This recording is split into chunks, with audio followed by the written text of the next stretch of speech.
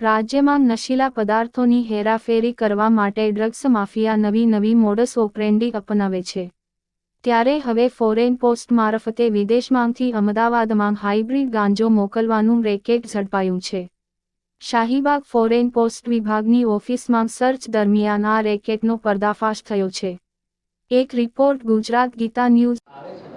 ગઈકાલે 31/5/2024ની રોજ કસ્ટમ વિભાગ અને અમદાવાદ ક્રાઇમ બ્રાન્ચનો એક સંયુક્ત ઓપરેશનમાં કુલ 3 કિલો 754 ગ્રામ હાઇબ્રિડ ગાંજા પકડવામાં સફળતા મળી છે. છેલ્લા 1 મહિનાથી ડાર્ક વેબનો મોનિટરિંગ ચાલુ હતી. પહેલાં પણ ગુજરાતમાં 2 મોટા કેસ અમદાવાદ ગ્રામ્ય અને અમદાવાદ સાયબર સિટીમાં થઈ ચૂક્યા છે અને આ વખતે પણ એવી માહિતી હતી કે વિભિન્ન દેશોથી આ હાઇબ્રિડ ગાંજા ગુજરાતમાં આવી રહ્યા છે. કસ્ટમમાં પણ માહિતી હતી કે કુછ એક પાર્સલ સંવેદનશીલ અને આ શંકાસ્પદ છે. બંને માહિતી ભેગા કરીને એનો વર્કઆઉટ કર્યો અને જ્યારે આ પાર્સલ્સ ખોલવામાં આવ્યો ત્યારે આ બાતમી સાચી પડી અને કુલ 14 પાર્સલ માંથી ડ્રગ્સ મળ્યા છે. આ 14 પાર્સલ જેમાંથી કેનેડામાંથી 3 મોકલવામાં આવ્યા છે. આ કેનેડા બાકેટશેલા, મોડેસ્ટો, મિસિસિયાગો સ્ટેટમાંથી મોકલવામાં આવ્યા છે. થાઇલેન્ડમાં બેંકોકમાંથી મોકલવામાં આવ્યા છે. યુએસમાં કોલોરેડો, harbour, burn, નિયાગ્રા false, Santa Clara સ્ટેટમાંથી મોકલવામાં આવ્યા છે. અહીંયા જો 14 પાર્સલ્સનો અલગ અલગ એડ્રેસ ઉપર મોકલવાનો હતો, જેમાં 5 અમદાવાદનો એડ્રેસ છે, 3 ગાંધીનગરનો છે, 3 સુરતનો છે, 1 વાપીનો છે અને 1 પાલનપુરનો છે.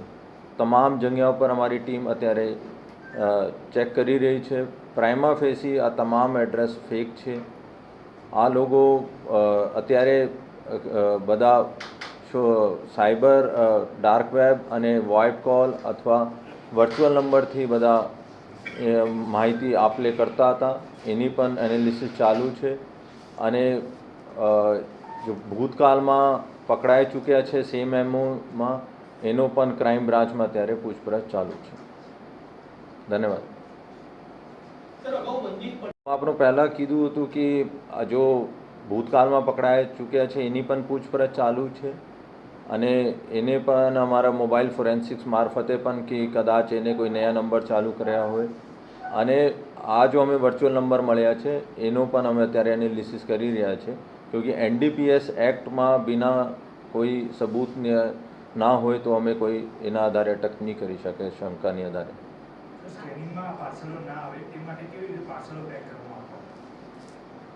पार्सल ત્યાંથી મોકલે છે. ઘણી સ્ટેટ્સમાં જैसे અગર कहना भी जो गांजा कहिए છે આ હાઇબ્રિડ ગાંજા ત્યાં લીગલાઇઝ નથી, પણ જેટલા બી 3 સ્ટેટ છે ત્યાં નોર્મલ ગાંજા લીગલાઇઝ છે તો ત્યાંથી મોકલવામાં કોઈને પ્રોબ્લેમ નથી. પણ અહીંયા કસ્ટમ વિભાગ પણ ચકાસણી કરી રહ્યા છે. એને પણ માહિતી હતી અને ક્રાઇમ બ્રાન્ચ પણ કરી રહ્યા છે અને પોસ્ટ ઓફિસ પણ કરી રહ્યા છે. તો આ લોકો બહુ હોશિયાર છે. ગઈ વખતે બુક્સમાં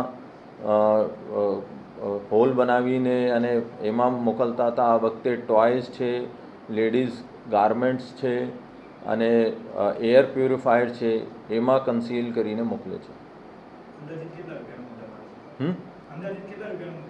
1 કરોડ 12 લાખનો મુદ્દામાલ ક્યાં જાય છે, કોણ રિસીવર્સ છે અને આ જો પેડલર્સ છે એના સંપર્કમાં કોણ છે એની આગળની તપાસ ચાલુ. અમદાવાદનો એડ્રેસ છે 5 અમે ચકાસણી કરી રહ્યા છે. અમદાવાદનો હશે. અત્યારે વર્ચ્યુઅલ નંબર જો છે એની અમે ડિટેલ્સ કંપની પાસેથી માંગી છે. એના પણ અમે એનાલાઇઝ કરી રહ્યા છે અને એમાં જો બી સંડાયેલા હોય છે એની પણ ધરપકડ કરવામાં આવશે. બધા ફેક છે તો કેવી રીતે પહોંચ્યા તો ત્યાં પહોંચ્યા બાદ અગાઉ એ એડ્રેસ પર તો પાર્સલ આવ્યા છે કે કેમ? ફેડરેક્સની વેબસાઇટ પર ડિલિવરી બોયનો નંબર હોય છે. આ લોકો એનો સંપર્ક કરી નાખે છે જેને હોય કે ભાઈ હું આ એડ્રેસ પર અત્યારે નથી તમે આ એડ્રેસ પર આપી દો. અને આ વખતે સીપી સાહેબની સૂચના છે કે જો વિક્ટિમ્સ અમે કહીએ કે જો એડિક્ટ થઈ ગયા છે તો એનો પણ અમે કાઉન્સેલિંગ કરવામાં આવશે. આ તપાસમાં જો યુથ છે, ખાસ કરીને ટાર્ગેટ યુથ છે, તો આ લોકો જો સેવન કરે છે એનો એને અમે આરોપી નથી બનાવતા અનલેસ અન્ટિલ આ કોમર્શિયલ પેડલર તરીકે ના હોય.